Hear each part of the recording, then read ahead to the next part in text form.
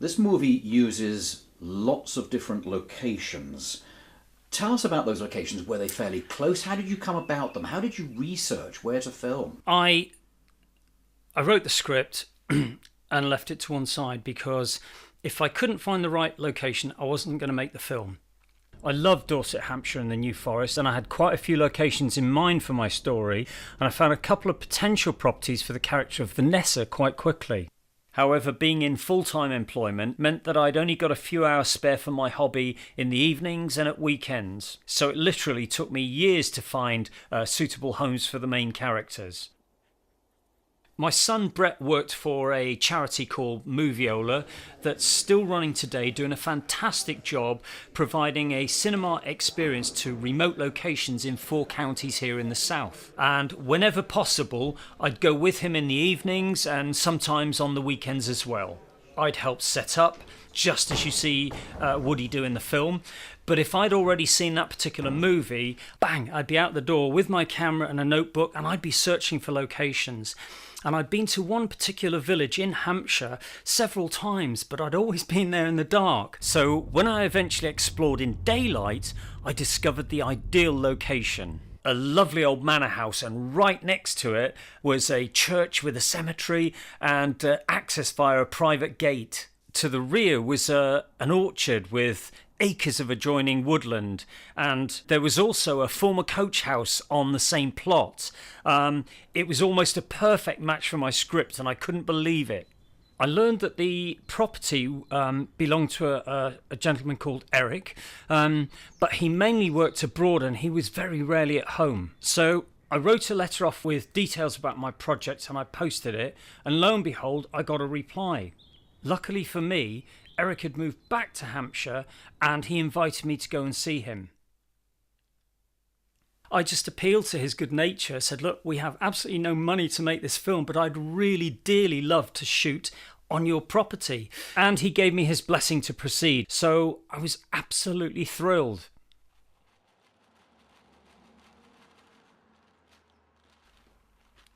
We were given permission to do some preparation there a very long time before shooting began. Plants, bulbs and shrubs were dug into various parts of the property, and we cleared debris away from the back of the old coach house, which would serve as Woody's back garden. In return, we all treated the place with a lot of respect, and at the end of each day we made sure that we left the place as neat and tidy as we found it. We also made a big effort to keep disruption to the bare minimum.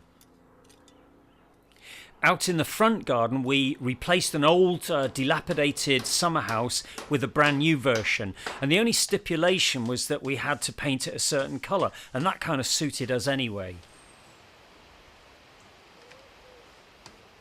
As I was chatting to Eric one day, he mentioned some forthcoming family events, days where we couldn't film, and I found a small way to repay his kindness. Only just. My wife Belinda had once made cakes professionally, but she'd had to give that up because of a repetitive strain injury to her wrists. However, she came out of retirement in order to make a couple of cakes for his family for all the cooperation we'd received.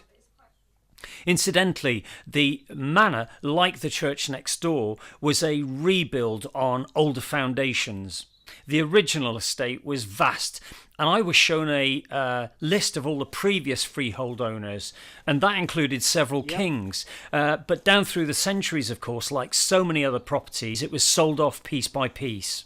We were incredibly lucky to secure this truly atmospheric place. One New Forest location that I wanted to use was the War Memorial near Boulderwood. It was created by Canadian soldiers during World War II who were stationed nearby, just prior to the D-Day campaign to liberate Europe. And as the character of Carla is a homesick Albertan, I thought it might be natural for her to go and pay her respects if she was in the area.